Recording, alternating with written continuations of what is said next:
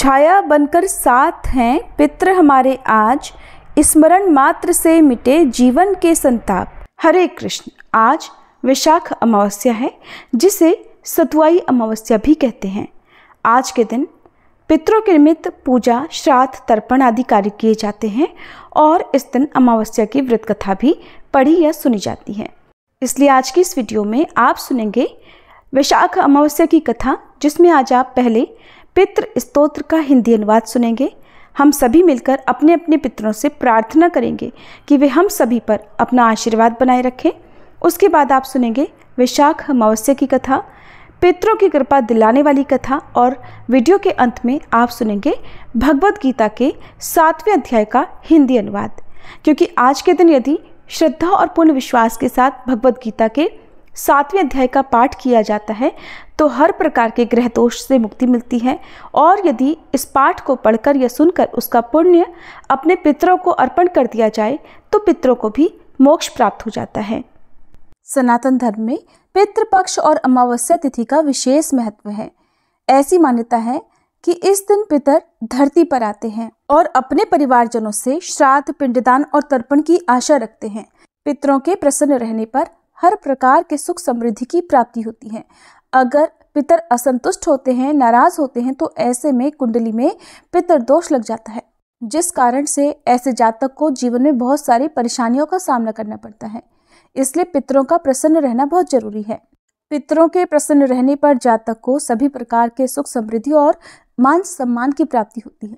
अगर आप भी अपने पितरों का आशीर्वाद पाना चाहते हैं और चाहते हैं कि आपके पितर सदा संतुष्ट रहें, तो अमावस्या तिथि या पितृपक्ष के दिनों में आपको हर हाल में पितृ कवच और स्तोत्र का पाठ करना चाहिए। आज की इस वीडियो में आपको पितृ स्तोत्र का और पितृ कवच का हिंदी अनुवाद सुनाया जाएगा। जिस भी परिवार में पितृ स्तोत्र का पाठ नियम पूर्वक किया जाता हो, उस घर के सभी सदस्य प्रसन्न और स्वस्थ रहते हैं और परिवार में कोई भी काम में बाधा नहीं आती।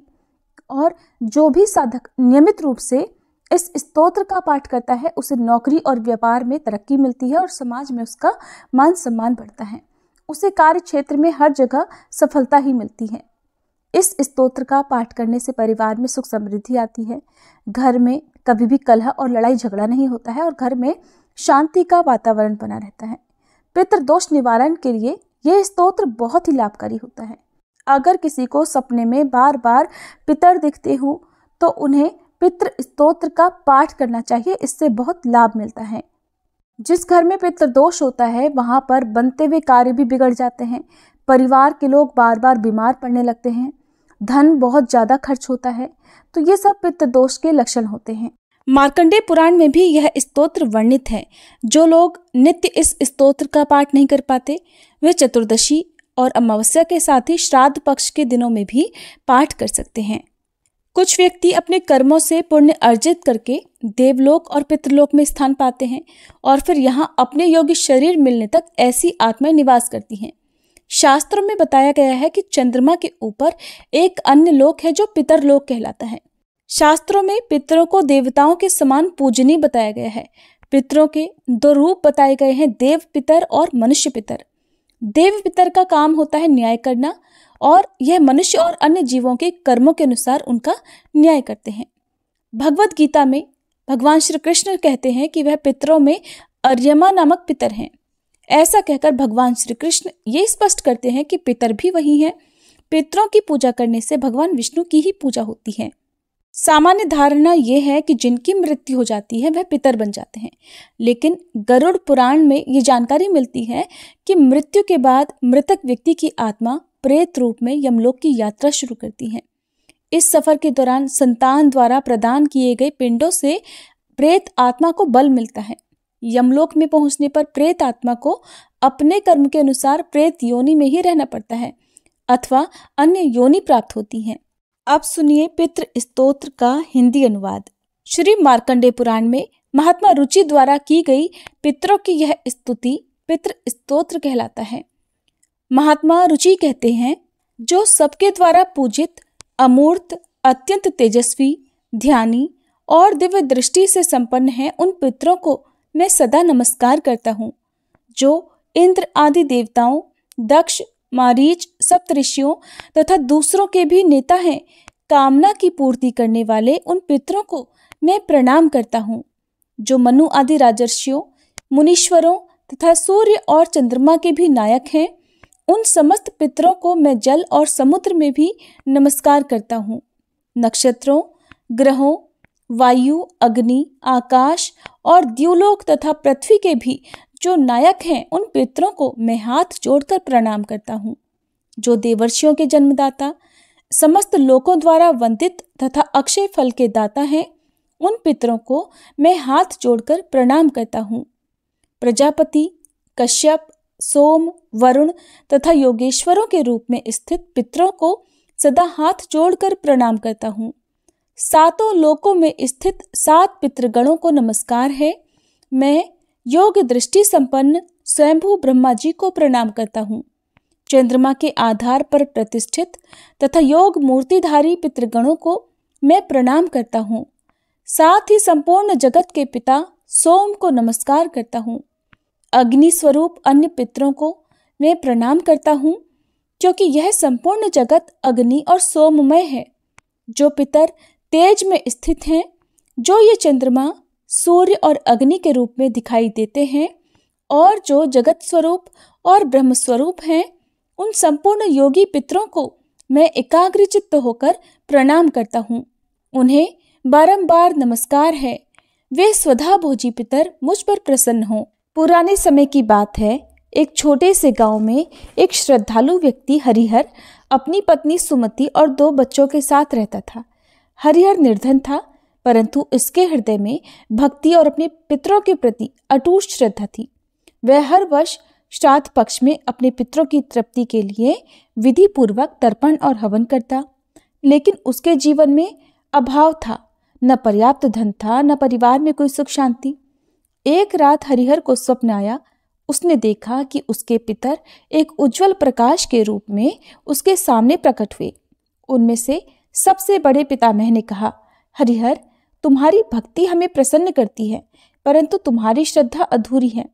जब तक तुम पूरे विधि विधान से पितृकर्म नहीं करोगे, तुम्हारी कठिनाइयां समाप्त नहीं होंगी। हरिहर ने हाथ जोड़कर पूछा, हे पितृदेव, कृपया मुझे सही मार्ग दिखलाएं।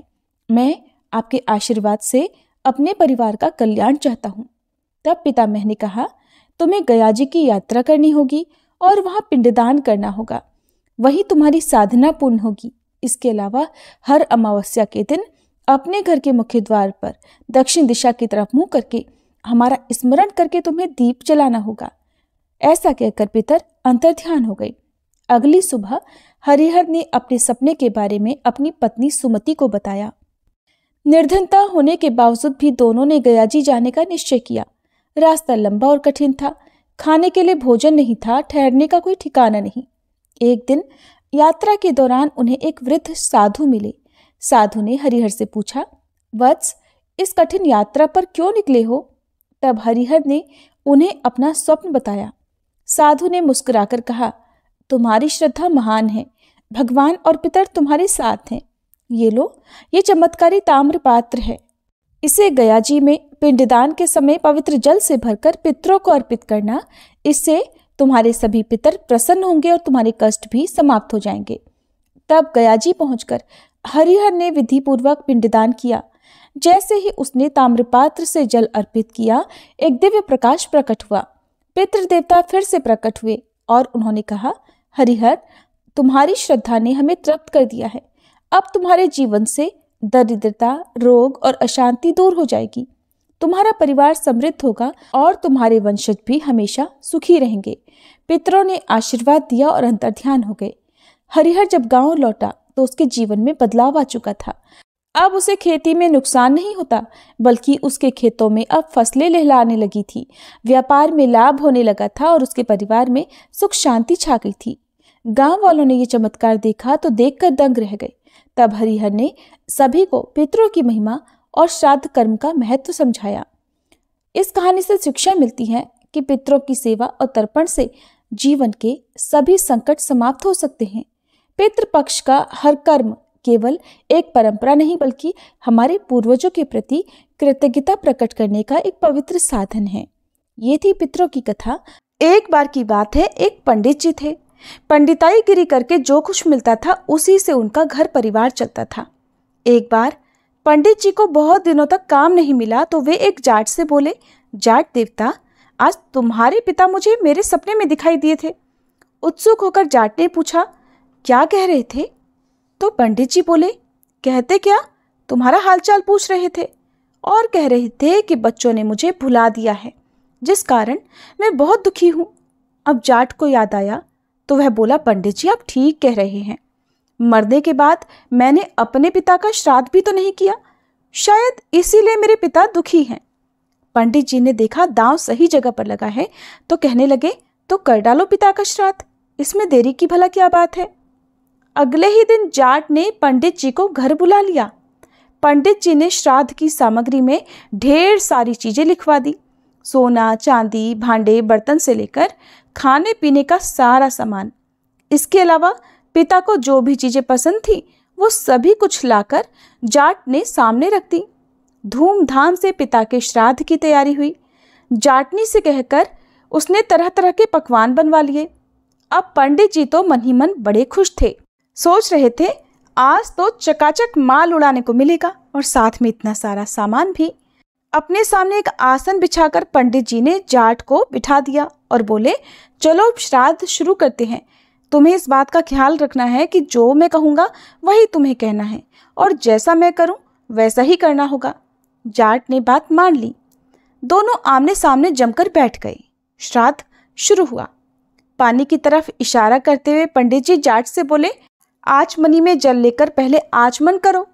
उसी तरह लोटे की तरफ इशारा करते हुए अब जाट भी पंडित जी से बोला, आचमनी में जल लेकर पहले आचमन कर डालो। पंडित जी बोले, भाई मैं तुम्हारे लिए कह रहा हूँ, आचमन तुम्हें करना है, मुझे नहीं। जाट ने तो पंडित जी की बात सुनी थी कि पंडित जी जो कहें वही उसे भी करना है, जो करें वही उसे भी करना है। तो जाट ने भी फिर से वही दोहराया। अब पंडित जी परेशान हो गए, डपट कर बोले, अरे मूर्ख, मैं तेरे लिए कह रहा हूँ, श्राद्ध तेरे पिता का हो रहा है, मेरे पिता का नहीं। अपनी कड़क आवाज के साथ जाट ने भी पंडित जी को डपट दिया। अब तो पंडित जी से रहा नहीं गया। घूंसा दिखाते हुए बोले, तू नहीं मानेगा? तो जाट ने भी अपना घूंसा तान लिया और पंडित जी को दिखाते हुए बोला, तू नहीं मानेगा? पंडित जी ने आव देखा न ताव एक तगड़ा हाथ जाट की कनपटी पर जड़ दिया। फिर बोले, पहले तेरी खोपड़ी सही कर लूं, बाद में श्राद्ध होता रहेगा। जाट के वह थप्पड़ इतनी जोर से लगा कि 1 मिनट के बाद ही उसे होश आया। होश में आने के बाद उसने भी अपनी बाहें चढ़ा ली और बदले में पूरी ताकत के साथ पंडित जी के गाल पर तगड़ा हाथ दे दिया। पंडित जी को दिन में ही तारे नजर आने लगे। उन्हें 2 मिनट के बाद होश आया। अब क्या था, पंडित जी और जाट दोनों गुस्से में भर गए। लात घूंसों से श्राद्ध होने लगा। पंडित जी जितनी लातें जाट को मारती उतनी ही लातें उन्हें भी खानी पड़ती। जाट के जिस शरीर पर जिस जगह पंडित जी का घूंसा पड़ता उसी जगह पर जाट भी पंडित जी को घूंसा जमा देता। मन ही मन पंडित जी सोचने लगे, किस मूर्ख से पाला पड़ गया है। उन्होंने बहुत बार जाट को समझाया लेकिन जाट की समझ में कुछ नहीं आया। नतीजा ये रहा कि बात पर बात बढ़ती चली गई और दोनों फिर से गुत्थम गुत्था होकर लड़ने लगे। कभी पंडित जी नीचे होते तो कभी जाट के नीचे होने की बारी आ जाती। आपस में बहुत देर तक दोनों के बीच लात घूंसे और उठा पटक का दौर चलता रहा। आखिरकार मैदान छोड़कर पंडित जी को ही भागना पड़ा। प्रसन्न होकर जाट भी अपनी जाटनी के पास लौटा। जगह जगह से कपड़े फट जाने के कारण जाटनी ने वजह जाननी चाहिए तो जाट ने बताया कि पंडित जी के साथ श्राद्ध कर्म करते हुए ये सब हुआ है। जाटनी ने पूछा, श्राद्ध तो अच्छी तरह हो गया ना? जाट ने उत्तर दिया, हाँ बिल्कुल, बहुत अच्छा हुआ। अच्छा नहीं होता तो भला मेरी ये हालत होती। पंडित जी ने कोई कसर नहीं रखी और मैंने भी पूरे जोर शोर से काम लिया। जाटनी बोली, चलो अच्छा हुआ, लेकिन पंडित जी को कुछ दक्षिणा वगैरह दी या नहीं? जाट बोला, दक्षिणा तो कुछ नहीं दी, हम लोग श्राद्ध में ही इतने मगन हो गए कि पंडित जी की दक्षिणा और भोजन का तो ख्याल ही नहीं रहा। बेचारे पंडित जी बिना दक्षिणा के ही लौट गए। अब तुम ही थोड़ा कष्ट करो और एक बड़े थाल में भोजन और साथ में दक्षिणा पंडित जी के घर पहुंचाओ, वरना श्राद्ध का कोई फल नहीं मिलेगा। ये सुनकर जाटनी बड़ी खुश हुई। नहा धोकर उसने धुले कपड़े पहन लिए और एक बड़े थाल में भोजन रखा और पंडित जी के घर की ओर चल पड़ी। उधर पंडिताइन प्रतीक्षा में बैठी थी कि पंडित जी श्राद्ध करने गए हैं, लौटते हुए अपने साथ बहुत सारी चीजें और बढ़िया बढ़िया पकवान भी लाएंगे। किंतु लुटी पिटी हालत में जब उसने पंडित जी को लौटा हुआ पाया तो उसे बड़ा दुख हुआ। सारी कहानी सुनकर वह क्रोध में भर गई। पंडित जी का क्रोध अभी उतरा नहीं था। दोनों पति पत्नी क्रोध से उबल रहे थे। अचानक जाटनी को अपने घर आया देखकर दोनों गुस्से से उठ खड़े हुए। गुस्से से उनकी मुट्ठियां तन गई। घर के अंदर कदम रखते ही उन दोनों ने आव देखा ना ताव, दोनों जाटनी पर टूट पड़े। सारा गुस्सा उस जाटनी पर उतार दिया। जाटनी बेचारी चुपचाप उनकी मार सहती रही। वो सोच रही थी कि शायद इसी तरह दक्षिणा ली जाती होगी। बहुत देर तक पिट जाने के बाद वो पंडित जी के घर से निकलकर भाग गई। घर पहुंचने पर जब जाट ने पूछा तो बोली, श्राद्ध करना आसान है किंतु दक्षिणा देने का काम तो बड़ा मुश्किल है। अगर तुम दक्षिणा देने जाते ना तब पता चलता कि कैसे दक्षिणा दी जाती है। तो ये थी आज की कहानी। अब सुनिए वैशाख अमावस्या की कथा। एक बार मिथिलापति ने श्रुतदेव जी से पूछा, हे ब्राह्मण, इस वैशाख मास में कौन कौन सी तिथियां पुण्यदायिनी हैं? तब श्री सूत जी कहने लगे कि सूर्य के मेष राशि में स्थित होने पर वैशाख मास में 30 ही तिथियां पुण्यदायिनी मानी गई हैं। एकादशी में किया हुआ पुण्य कोटि गुना होता है। उसमें स्नान, दान, तपस्या, होम, देव पूजा, पुण्य कर्म और कथा का श्रवण किया जाए तो वह तत्काल ही मुक्ति देने वाला होता है। जो रोग आदि से ग्रस्त और दरिद्रता से पीड़ित हो वह मनुष्य इस पुण्यमयी कथा को सुनकर धन्य हो जाता है। वैशाख मास मन से सेवन करने योग्य है क्योंकि वह समय उत्तम गुणों से युक्त है। दरिद्र, धनाढ्य, पंगु, अंधा, नपुंसक, विधवा, साधारण स्त्री, पुरुष, बालक, युवा, वृद्ध तथा रोग से पीड़ित मनुष्य ही क्यों न हो, वैशाख मास का धर्म सभी के लिए अत्यंत सुख प्रदान करने वाला है। परम पुण्यमय वैशाख मास में सूर्य जब मेष राशि में स्थित हो तब पापनाशिनी अमावस्या कोटि गया के समान फल देने वाली होती है। हे राजन, जब पृथ्वी पर राजर्षि सावर्णी का शासन था उस समय 30वें कलयुग के अंत में सभी धर्मों का लोप हो चुका था। उसी समय आनर्त देश में धर्मवर्ण नाम से विख्यात एक ब्राह्मण थे। मुनिवर धर्मवर्ण ने उस कलयुग में ही किसी समय महात्मा मुनियों के सत्रयाग में सम्मिलित होने के लिए पुष्कर क्षेत्र की यात्रा की। वहां पर कुछ व्रतधारी महर्षियों ने कलयुग की प्रशंसा करते हुए इस प्रकार कहा था कि सतयुग में भगवान विष्णु को संतुष्ट करने वाला जो पुण्य 1 वर्ष में मिल जाता है वही त्रेता युग में 1 मास में मिलता है और द्वापर युग में 15 दिनों में साध्य हो जाता है। किंतु कलयुग में तो भगवान विष्णु का स्मरण मात्र से ही उससे 10 गुना पुण्य प्राप्त हो जाता है। कलयुग में बहुत थोड़ा पुण्य भी कोटि गुना होता है। जो एक बार भी भगवान का नाम सच्चे मन से लेकर दयादान करता है, अकाल के समय अन्न का दान करता है, वह निश्चय ही ऊर्ध्वलोक में गमन करता है और मोक्ष प्राप्त करता है। यह सुनकर देवर्षि नारद हंसते हुए नृत्य करने लगे। सभासदों ने पूछा, नारद जी ये क्या बात है? तब बुद्धिमान नारद जी ने हंसते हुए उन सभी को उत्तर दिया, नारायण नारायण, आप सभी का कहना सत्य है। इसमें संदेह नहीं कि कलयुग में थोड़े से कर्म से भी महान पुण्य का साधन किया जाता है और क्लेशों का नाश करने वाले भगवान केशव स्मरण मात्र से ही प्रसन्न हो जाते हैं। फिर भी मैं आप लोगों से ये कहता हूँ कि कलयुग में ये 2 बातें दुर्घट हैं, शिश्नेन्द्रिय का निग्रह और जिह्वा को वश में रखना। ये दोनों कार्य जो भी सिद्ध कर ले वही नारायण स्वरूप है। इसलिए कलयुग में आपको यहाँ नहीं ठहरना चाहिए। नारद जी की ये बात सुनकर उत्तम व्रत का पालन करने वाले महर्षि सहसा यज्ञ को समाप्त करके सुखपूर्वक चले गए। धर्मवर्ण ने भी वह बात सुनकर भूलोक को त्याग देने का विचार किया। उन्होंने ब्रह्मचर्य व्रत धारण करके दंड और कमंडल हाथ में लिया और जटावल्कलधारी होकर वे कलयुग के अनाचारी पुरुषों को देखने के लिए घर छोड़कर चल दिए। उनके मन में बड़ा आश्चर्य हो रहा था। उन्होंने देखा कि प्रायः मनुष्य पापाचार में लीन होकर बड़े भयंकर और दुष्ट हो गए हैं। ब्राह्मण पाखंडी हो गए हैं, शूद्र संन्यास धारण कर रहे हैं, पत्नी अपने पति से द्वेष रखती है, शिष्य गुरु से वैर करता है, सेवक स्वामी के और पुत्र पिता के घात में लगा हुआ है, ब्राह्मण शूद्रवत और गौएं बकरियों की तरह हो गई हैं। वेदों में गाथा की ही केवल प्रधानता रह गई है। शुभ कर्म साधारण लौकिक कामों की तरह रह गए हैं। इनके प्रति किसी की कोई महत्व बुद्धि ही नहीं है। भूत प्रेत और पिशाच आदि की उपासना चल पड़ी है। सब लोग मैथुन में आ सकते हैं और उसके लिए अपने प्राण भी खो रहे हैं। झूठी गवाही देने लगे हैं। मन में सदा छल और कपट भरा रहता है। कलयुग में सदा लोगों के मन में कुछ और, वाणी में कुछ और कर्म में कुछ और ही देखा जाता है। सबकी विद्या किसी न किसी स्वार्थ को लेकर ही होती है और केवल राजभवन में ही उसका आदर होता है। संगीत आदि कलात्मक विद्याएं भी राजाओं को प्रिय हैं। कलयुग में अधम मनुष्य पूजे जाते हैं और श्रेष्ठ पुरुषों की अवहेलना होती है। कलयुग में वेदों के विद्वान ब्राह्मण दरिद्र होते हैं। लोगों में प्रायः भगवान की भक्ति नहीं होती। पुण्य क्षेत्र में पाखंड अधिक बढ़ गया है। शूद्र लोग जटाधारी तपस्वी बनकर धर्म की व्याख्या करते हैं। सभी मनुष्य अल्पायु, दयाहीन और शठ होते हैं।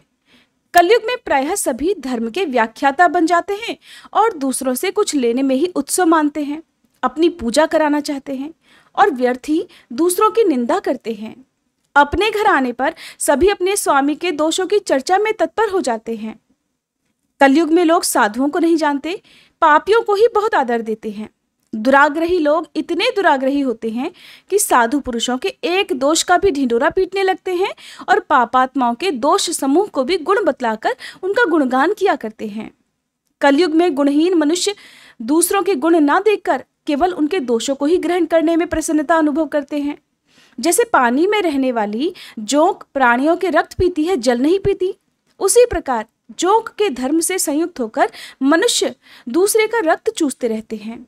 औषधियां शक्तिहीन होती हैं, ऋतुओं में उलटफेर हो जाता है, सभी राष्ट्रों में अकाल पड़ता है, कन्या योग्य समय में संतान उत्पत्ति नहीं करती। जो वेद वेदांत की विद्याओं में तत्पर और अधिक गुणवान हैं, उन्हें अज्ञानी मनुष्य सेवक की दृष्टि से देखते हैं। वे सब के सब भ्रष्ट होते हैं। कलयुग में प्रायः लोग श्राद्ध कर्म का त्याग करते हैं, वैदिक कर्मों को छोड़ बैठते हैं। प्रायः जिह्वा पर भगवान विष्णु के नाम कभी नहीं आते। लोग श्रृंगार रस में ही आनंद का अनुभव करते हैं और उसी के गीत गाया करते हैं। कलयुग के मनुष्यों में न कभी भगवान विष्णु की सेवा देखी जाती है, न शास्त्रीय चर्चा होती है, न कहीं यज्ञ की दीक्षा है, न विचार का लेश है, न तीर्थ यात्रा है और न दान धर्म ही होते देखे जाते हैं। ये कितने आश्चर्य की बात है। उन सब को देखकर धर्मवर्ण को बड़ा भय लगा।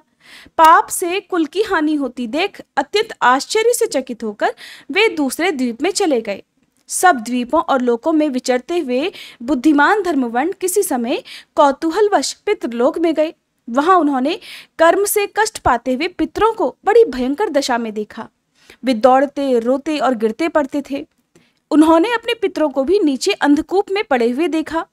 उनको देखकर आश्चर्यचकित होकर दयालु धर्मवर्ण ने पूछा कि आप लोग कौन हैं? आपने ऐसे कौन से पाप किए हैं कि आपको इस अंधकूप में गिरना पड़ा? तब पितर कहने लगे, हम श्रीवत्स गोत्र वाले हैं। पृथ्वी पर हमारी कोई संतान नहीं रह गई है, इसलिए हम श्राद्ध और पिंड से वंचित हैं और हमें ये नरक का कष्ट भोगना पड़ता है। संतानहीन दुरात्माओं का अंधकूप में पतन होता है। हमारे वंश में एक ही महान यशस्वी पुरुष है जो धर्मवर्ण के नाम से विख्यात है, किंतु वो भी विरक्त होकर अकेला घूमता फिरता है।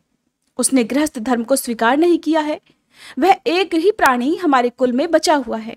उसकी भी आयु क्षीण हो जाने पर हम लोग तो घोर अंधकूप में गिर पड़ेंगे, जहां से फिर कभी निकलना कठिन नहीं होगा। इसलिए तुम पृथ्वी पर जाकर धर्मवर्ण को समझाओ। हम लोग दया के पात्र हैं। हमारे वचनों से उसे ये बताओ कि हमारी वंश रूपा दुर्वा को काल रूपी चूहा हर दिन खा रहा है। क्रमशः धीरे धीरे सारे वंश का नाश हो गया है। अब एक तुम ही बचे हो। जब तुम भी मर जाओगे तब संतान परंपरा न होने के कारण तुम्हें भी अंधकूप में गिरना पड़ेगा, जैसे हम गिरे हुए हैं। इसलिए गृहस्थ धर्म को स्वीकार करके संतान उत्पन्न करो। इससे हमारी और तुम्हारी दोनों की ऊर्ध्व गति होगी। अगर एक भी पुत्र वैशाख, माघ या फिर कार्तिक मास में हमारे उद्देश्य से स्नान, श्राद्ध और दान करेगा तो उससे हम लोगों की ऊर्ध्व गति होगी और इस घोर नरक से उद्धार हो जाएगा। अगर एक पुत्र भी भगवान विष्णु का भक्त हो जाए, एक भी एकादशी का व्रत रखने लगे या एक भी भगवान विष्णु की पाप नाशक कथा सुनने लगे, तो उसकी 100 बीती हुई पीढ़ियों का और 100 आने वाली पीढ़ियों का उद्धार होता है। वे पीढ़ियां पाप से ढकी होने पर भी नरक का दर्शन नहीं करती।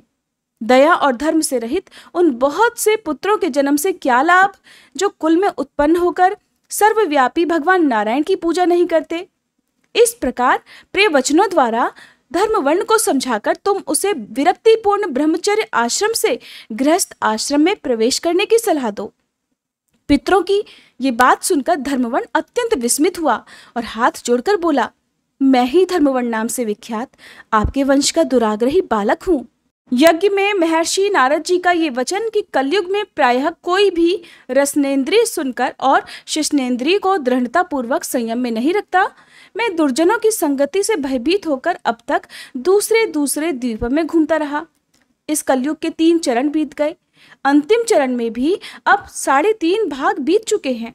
मेरा तो जन्म ही व्यर्थ बीता है, क्योंकि जिस कुल में मैंने जन्म लिया उसमें माता पिता के ऋण को भी मैंने नहीं चुकाया। पृथ्वी के भारभूत उस शत्रु के समान पुत्र के उत्पन्न होने से क्या लाभ, जो पैदा होकर भगवान विष्णु और देवताओं तथा पितरों की पूजा ना करे। मैं आप लोगों की आज्ञा का पालन अवश्य करूंगा। बताइए, पृथ्वी पर किस प्रकार मुझे कलयुग से और संसार से भी बाधा नहीं प्राप्त होगी। धर्मवर्ण की बात सुनकर पितरों के मन को कुछ आश्वासन मिला। वे कहने लगे, बेटा, तुम गृहस्थ आश्रम स्वीकार करके संतानोत्पत्ति के द्वारा हमारा उद्धार करो। जो भगवान विष्णु की कथा में अनुरक्त होते, निरंतर श्री हरि का ध्यान करते और सदाचार के पालन में तत्पर रहते हैं, उन्हें कलयुग कभी बाधा नहीं पहुंचाता। जो वैशाख मास के धर्मों का पालन करता, माघ स्नान में तत्पर होता और कार्तिक मास में दीपदान करता है, उसे भी कभी कलयुग की बाधा नहीं मिलती। जो प्रतिदिन भगवान विष्णु की पाप नाशक और मोक्षदायिनी दिव्य कथा सुनता है, जिसके घर में बलि वैश्वदेव होता है, शुभ कारिणी तुलसी स्थित होती है और जिसके आंगन में उत्तम गऊ रहती है, उसे भी कलयुग बाधा नहीं पहुंचाता। इसलिए इस पापात्मक युग में भी तुम्हें कोई भय नहीं है। बेटा, अब तुम शीघ्र ही पृथ्वी पर जाओ। इस समय वैशाख मास चल रहा है। ये सबका उपकार करने वाला महीना है। सूर्य के मेष राशि में स्थित होने पर 30 तिथियां पुण्यदायिनी मानी गई हैं। एक एक तिथि में किया हुआ पुण्य कोटि कोटि गुना अधिक होता है। उनमें भी जो वैशाख की अमावस्या तिथि है, वह मनुष्यों को मोक्ष देने वाली है। देवताओं और पितरों को वह बहुत प्रिय है, शीघ्र ही मोक्ष की प्राप्ति कराने वाली है। जो उस दिन पितरों के उद्देश्य से श्राद्ध करते और जल से भरा हुआ घड़ा और पिंडदान करते हैं, उन्हें अक्षय फल की प्राप्ति होती है। इसलिए पुत्र, तुम शीघ्र जाओ और जब अमावस्या हो तब घड़े सहित श्राद्ध और पिंडदान करो। सबका उपकार करने के लिए गृहस्थ धर्म का आश्रय लो। धर्म, अर्थ और काम से संतुष्ट होकर उत्तम संतान पाकर फिर मुनिवृत्ति से रहते हुए सुखपूर्वक द्वीपों में घूमो। पितरों के इस प्रकार आदेश देने पर धर्मवर्ण मुनि शीघ्रता पूर्वक भूलोक में गए। वहां मेष राशि में सूर्य के स्थित रहते हुए वैशाख मास में प्रातःकाल स्नान करके देवताओं, ऋषियों तथा पितरों का तर्पण किया। फिर कुंभदान सहित अर्थात घड़े सहित पाप विनाशक श्राद्ध करके उसके द्वारा पितरों को पुनरावृत्ति रहित मुक्ति प्रदान की, अर्थात उन्हें मोक्ष प्रदान किया। इसके बाद उन्होंने स्वयं विवाह करके उत्तम संतान को जन्म दिया और लोक में उस पाप नाशिनी अमावस्या तिथि को प्रसिद्ध किया। इसके बाद वे भक्ति पूर्वक भगवान विष्णु की आराधना करने के लिए वे बड़ी प्रसन्नता से गंधमादन पर्वत पर चले गए। इसलिए वैशाख मास की ये अमावस्या तिथि परम पवित्र मानी गई है। अब सुनिए श्रीमद् भागवत गीता के 7वें अध्याय के सभी श्लोकों का हिंदी अनुवाद। भगवान श्री कृष्ण अर्जुन से कहने लगे, हे पार्थ, अनन्य प्रेम से मुझ में आसक्त चित्त और अनन्य भाव से मेरे परायण होकर योग में लगा हुआ तो जिस प्रकार से संपूर्ण विभूति, बल, ऐश्वर्य आदि गुणों से युक्त सबके आत्मरूप मुझको संशय रहित जानेगा, उसको सुन। मैं तेरे लिए इस विज्ञान सहित तत्व ज्ञान को संपूर्णतया कहूँगा, जिसको जानकर संसार में फिर और कुछ भी जानने योग्य शेष नहीं रह जाता। हजारों मनुष्यों में से कोई एक मेरी प्राप्ति के लिए यत्न करता है और उन यत्न करने वाले योगियों में भी कोई एक मेरे परायण होकर मुझको तत्व से अर्थात यथार्थ रूप से जानता है। पृथ्वी, जल, अग्नि, वायु, आकाश, मन, बुद्धि और अहंकार भी। इस प्रकार से यह 8 प्रकार से विभाजित मेरी प्रकृति है। ये 8 प्रकार के भेदों वाली तो अपरा अर्थात मेरी जड़ प्रकृति है। और हे महाबाहो, इससे दूसरी को, जिससे यह संपूर्ण जगत धारण किया जाता है, मेरी जीव रूपा परा अर्थात चेतन प्रकृति जान। हे अर्जुन, तू ऐसा समझ कि संपूर्ण भूत इन दोनों प्रकृतियों से ही उत्पन्न होने वाले हैं और मैं संपूर्ण जगत का प्रभव तथा प्रलय हूँ, अर्थात संपूर्ण जगत का मूल कारण हूँ। हे धनंजय, मुझसे भिन्न दूसरा कोई भी परम कारण नहीं है। ये संपूर्ण जगत सूत्र में सूत्र के मणियों के समान मुझ में गुथा हुआ है। हे अर्जुन, मैं जल में रस हूँ, चंद्रमा और सूर्य में प्रकाश हूँ, संपूर्ण वेदों में ओंकार हूँ, आकाश में शब्द और पुरुषों में पुरुषत्व हूँ। मैं पृथ्वी में पवित्र गंध और अग्नि में तेज हूँ और संपूर्ण भूतों में उनका जीवन हूँ और तपस्वियों में तप हूँ। हे अर्जुन, तू संपूर्ण भूतों का सनातन बीज मुझको ही जान। मैं बुद्धिमानों की बुद्धि और तेजस्वियों का तेज हूँ। हे भरत श्रेष्ठ, मैं बलवानों का आसक्ति और कामनाओं से रहित बल अर्थात सामर्थ्य हूँ और सब भूतों में धर्म के अनुकूल अर्थात शास्त्र के अनुकूल काम हूँ। और भी जो सत्वगुण से उत्पन्न होने वाले भाव हैं और जो रजोगुण से होने वाले भाव हैं, उन सब को तो मुझसे ही होने वाले हैं ऐसा जान, परंतु वास्तव में उनमें मैं और वे मुझ में नहीं हैं। गुणों के कार्य रूप सात्विक, राजस और तामस, इन तीनों प्रकार के भावों से ये सारा संसार प्राणी समुदाय मोहित हो रहा है। इसलिए इन तीनों गुणों से परे मुझ अविनाशी को नहीं जानता, क्योंकि ये अलौकिक अर्थात अति अद्भुत त्रिगुणमयी मेरी माया बड़ी दुस्तर है। परंतु जो पुरुष केवल मुझको ही निरंतर भजते हैं, वे इस माया को उल्लंघन कर जाते हैं अर्थात संसार से तर जाते हैं। माया द्वारा जिनका ज्ञान हरा जा चुका है, ऐसे आसुर स्वभाव को धारण किए हुए मनुष्यों में नीच दूषित कर्म करने वाले मूढ़ लोग मुझको नहीं भजते। हे भरतवंशियों में श्रेष्ठ अर्जुन, उत्तम कर्म करने वाले अर्थार्थी अर्थात सांसारिक पदार्थों के लिए भजने वाला, आर्त अर्थात संकट निवारण के लिए भजने वाला, जिज्ञासु अर्थात मेरे को यथार्थ रूप से जानने की इच्छा से भजने वाला और ज्ञानी, ऐसे 4 प्रकार के भक्तजन मुझको भजते हैं। उनमें नित्य मुझ में एकाकी भाव से स्थित अनन्य प्रेम भक्ति वाला ज्ञानी भक्त अति उत्तम है, क्योंकि मुझको तत्व से जानने वाले ज्ञानी को मैं अत्यंत प्रिय हूँ और वह ज्ञानी मुझे अत्यंत प्रिय है।